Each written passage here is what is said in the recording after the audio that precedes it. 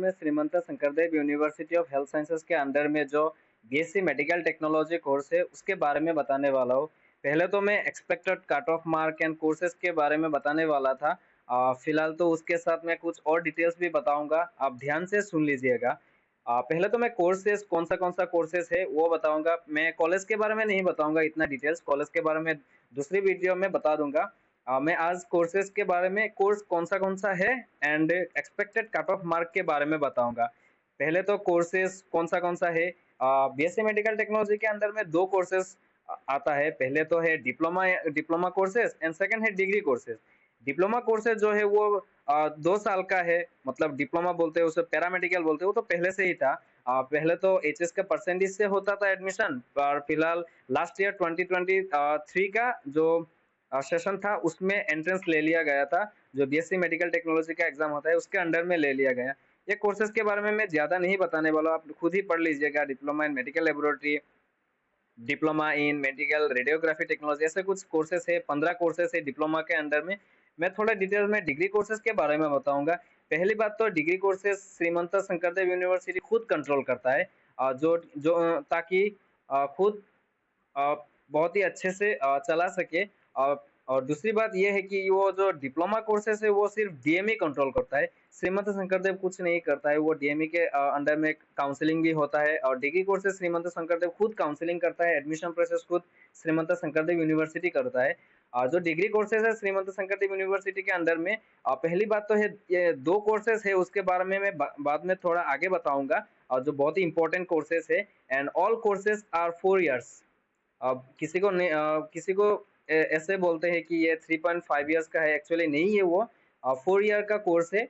उसके बारे में जो जो कोर्सेज आते हैं मैं पढ़ के सुना देता हूँ आपको। BSc in radiography, BSc in medical laboratory, BSc in cardiac care technology, dialysis technology, trauma and emergency technology, OT technology, anaesthesia and critical care technology, blood banking technology, ICU technology, radiography and advance imaging technology. या कोई दूसरा courses नहीं है, actually वो एक ही course है, पर उन्होंने पता नहीं क्यों नोटिस में दे दिया है।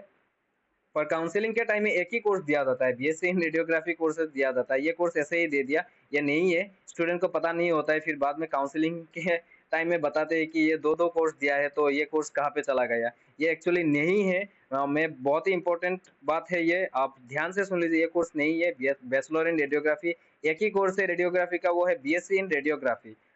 और जो मैं दूसरा कोर्स इंपॉर्टेंट कोर्स के बारे में बताने वाला था वो है bachelor in physiotherapy and bachelor in optometry.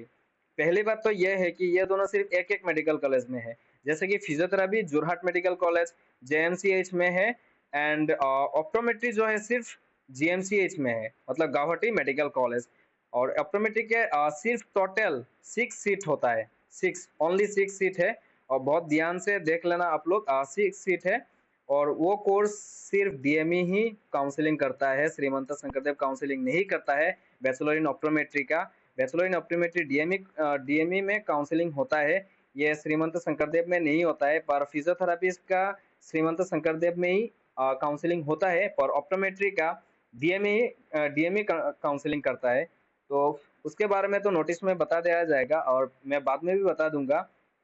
आज तो मैं कोर्सेज के बारे में तो बता दिया, पर मैं कौन सी कोर्स कौन सी कॉलेज में है ये इस वीडियो में नहीं बताने वाला हूँ। दूसरी वीडियो में मैं ऐसे बनाऊंगा कि जो जो कोर्सेज जिस जिस कॉलेज में है उसके बारे में बताऊंगा। एंड मैं आगे बढ़ रहा हूँ। फिलहाल तो कट ऑफ मार्क के बारे में, जो कट ऑफ जाने वाला है, एक्सपेक्टेड है ये। अब ध्यान से सुन लीजिएगा, ये एक्सपेक्टेड है, यही होगा कट ऑफ, ऐसी कोई बात नहीं है। अब पढ़ाई कीजिए अच्छे से। तो कैटेगरी वाइज में जनरल कैटेगरी के लिए मैं कट ऑफ एक्सपेक्टेड जो कट ऑफ मार्क है, ये रैंक नहीं है, ध्यान से सुनिए, ये नॉट रैंक, रैंक नहीं है, ये सिर्फ मार्क है। जो जनरल कैटेगरी के लिए एटलीस्ट मिनिमम 70 तो चाहिए ही होगा, इस बार 70 प्लस मार्क चाहिए होगा। ओबीसी एनसीएल के लिए एटलीस्ट मिनिमम 55 प्लस, ये मार्क है, ये रैंक नहीं है, ये मार्क है। ये रैंक नहीं है, ये सिर्फ मार्क है, मार्क सीडब्ल्यू का मार्क है, रैंक नहीं है। अब ध्यान से सुन लीजिएगा। एससी एसटी कैटेगरी के लिए 45 प्लस मार्क चाहिए होगा आपको।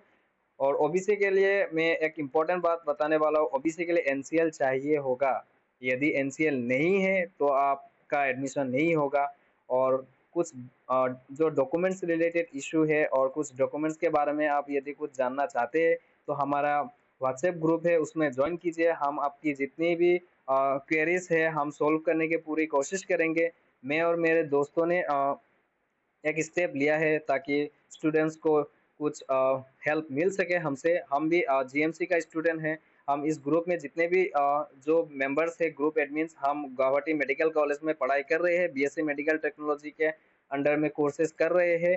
और उसके अंडर में हमें लास्ट ईयर हमें ऑल ऑल जितने भी हम ग्रुप में होंगे वो सबका रैंक अंडर 100 में था। तो कुछ भी स्टडी रिलेटेड इशू या डॉक्यूमेंट्स रिलेटेड इशू तो हमें पूछ सकते हैं व्हाट्सएप ग्रुप में।